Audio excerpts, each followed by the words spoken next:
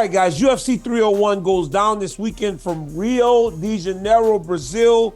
The fights are going to be fantastic. So once again, your boy is partnering up with the DraftKings Sportsbook to give all new customers a fantastic offer. Bet only $5 or more signing up using my promo code DCTV. You'll get $200 in bonus bets instantly. Look, Pantoja versus Steve Erceg is going to be a great fight. Jose Aldo returns in his hometown to take on Jonathan Martinez. So bet only $5 or more and get $200 in bonus bets instantly when you use my promo code DCTV. And for a chance at even bigger payouts, use same fight parlays. Tell us how the fight's going to end, what round, by method, and combine multiple bets for a chance at even bigger payouts at the DraftKings Sportsbook. Look, I'm going to Brazil for the fight, but Charles Oliveira, remember, you said you haven't faced water with me, so I'm showing up at your crib. Guys, at the DraftKings Sportsbook, the crown is yours. Let's go. DCTV.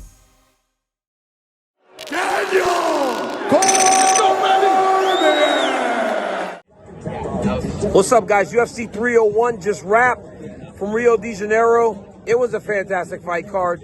You know, so many great performances, and what I have learned in this job is that the fight cards that don't seem to have the depth, that's the ones that generally will deliver. We got exactly that tonight, UFC 301. Let me try to reposition my camera here. There we go. This is better. Let me get that thing back there, mouse. There we go. So, that's exactly what we got tonight, UFC 301. We got really good performances by a lot of fighters, not only young up-and-comers, but established stars. You know, we start at the main event as always. Alexandre Pantoja showed tonight why he is the champion of the world. It was fighting through the tough moments. Getting the takedowns when needed and also controlling when he got those takedowns. You know, I was a little bit surprised at how sure the corners were that their guys had won the rounds. I thought it was 2-2 going into the fifth, and that proved to be true because the fifth round ultimately is what decided the fight. You know, Erceg landed a beautiful elbow in the third round, big damage. Pantoja had the takedowns and he had the top control, which allowed for him to win that round. They say the first judging criteria is damage, but I don't know if that should be now called sustained damage, because clearly the damage was on the side of Erceg, but it wasn't sustained. It was him landing a big shot that opened up the champion. And the champion visibly reacted to it, but he somehow pivoted, went right back to work, and did what he needed to do to keep his belt. I mean, the guy's impressive, man. He starts at a crazy high pace. You always expect him to slow down. You never expect him to be able to carry that pace and beat these guys, because tonight he was in there with a guy that, while many people didn't know him or didn't know the skills that he possessed because he's only been here for like a year, he was in there with probably the most dangerous competitor he will face for a long time. Erceg fought a good fight, but ultimately his decision-making in round 5 is what's going to really bother him and make for some real long nights as he goes forward, because those fifth-round takedowns he didn't need. He just didn't. He was starting to have his way with the champ on the feet, but for some reason he decided to take him down. Pantoja out-scrambled. Pantoja's a great grappler. You don't want to spend the time with him down there, as my boy Miles passes through. Liverpool's out, guys, in the Premier League, so he's not doing too well right now. But you don't want to be grappling with Pantoja. Steve Erceg essentially costed himself a UFC title tonight with those decisions. Now, I don't know how that fifth round would have played out. Pantoja might have recovered and fought a great fifth round on the feet. He might have. But what we were watching didn't necessarily seem as though that would have been the case. But I love watching Pantoja. I loved watching him make the adjustments he needed in order to get the job done. He went at this kid and showed this kid what championship level fighting is. Erceg matched it, but he fell a tad bit short. You know, it's going to be interesting to see what happens with Alexandre Pantoja going forward, because he seems to have all the things you want in a champion. He's got a very fun fighting style. He's a good-looking guy. He's got a great story. He's got a great personality. So he's got all the things you want in your champ. But how do people get drawn to him? Tonight was his first pay-per-view main event. I thought it went well. People probably saw some of the empty seats in the arena. Madonna has a concert here in Brazil tonight. 2.5 million people were there. Free concert for Madonna. 2.5 million people chose to go watch Madonna for free opposed to coming here tonight. And I think the ones that didn't come missed some great fights and missed some great Brazilians get to perform on their home soil. So hats off to the champ. He shows why he's the best. And I think that tonight he fought his toughest competition, at least right now. And now there's 2 title defenses for Alexandre Pantoja, who just loves being a champ. Erceg will be back. I think that his ranking will go up with this performance, and it should. Dude's been here for less than a year, and he just fought the best in the world to a very close decision. But he looked at his corner right after and goes, one round. That 1 round was the 5th round. That was the round that ultimately cost him the belt. Co-main event, Jose Aldo looked like Jose Aldo. It was amazing to watch him fight like he never missed a step. He fought so good.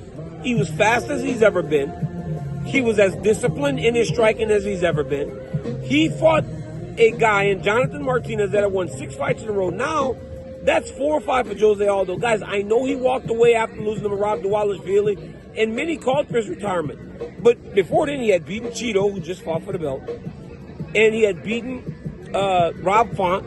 He had beaten a number of guys before, and now he just beat another ranked guy in Jonathan Martinez, who was on a 6-fight win streak. And honestly, guys, it wasn't that close. He won all 3 rounds. He fought beautifully. It just didn't seem like he has lost a step at all. And he's 37 now. It didn't seem like he had lost a step. I asked him in the octagon, what's next? What's next for Jose Aldo? He wasn't ready to commit. He said he's going to talk to Dana and Sean and Mick. Dana, Sean, and Hunter to try to see what he wants to do. But for me, my hope is what comes out of that meeting is that Jose Aldo decides to continue. Because when I watch him in there, I know that he still has a lot to offer to the division. Because at 37, at 135 pounds, to fight in that way is not easy. Those small guy weight classes are very tough to operate in. Guys, you go down to the 3rd fight, and Petrino fought against Anthony Smith. Anthony Smith submitted him in the 1st round. You know, it's just another one of those situations where a young guy makes a mistake and a veteran takes advantage of it. Anthony Smith has been in this sport for a long time. He's had over 50 fights in his career. He's seen the best. He said there are levels. He showed that there are levels. Petrino shoots that double leg. We are at the octagon side going, Anthony's going to guillotine him. But he just did not have the wherewithal to recognize the guillotine was coming. And then he was like frantically tapping, trying to get out of there. That's how tight that guillotine was. And Anthony Smith told everyone that would listen all the way up to this fight that he just did not believe the kid was as good as he was made out to be. He went out there tonight and he showed it. He showed that there are levels, and he is on a different level than some of these younger athletes trying to make their way into the rankings. Michel Pereira, once again, did some crazy-ass shit, and it worked. Now, it almost cost him, guys. When he did that backflip, the commission was looking at it to see if the knee landed, they were going to call an illegal hold. When I told him and his coaches that, you should have saw all the energy just drained from those guys. It looked like those men were going to cry because they thought that that great performance, that choke, was going to get overturned and turned to a no contest because of the illegal strike. He's a wild man, and that's what makes him fun. But in that moment, I hope he realizes that in some of those actions can be very dangerous. That would have been so unfortunate, though I'm so happy that they made the right decision. They said enough of the knee landed on the shoulder to not. But I mean, I'm telling you, when I told him that they might take that from him, his heart just sunk. And then when I told the coach, I was like, yeah, you guys got it. Like, he won. I mean, just pure joy and jubilation. Then the other coach ran up to the other ones that were in the octagon and goes, oh my God, they almost took it from us. It was crazy watching.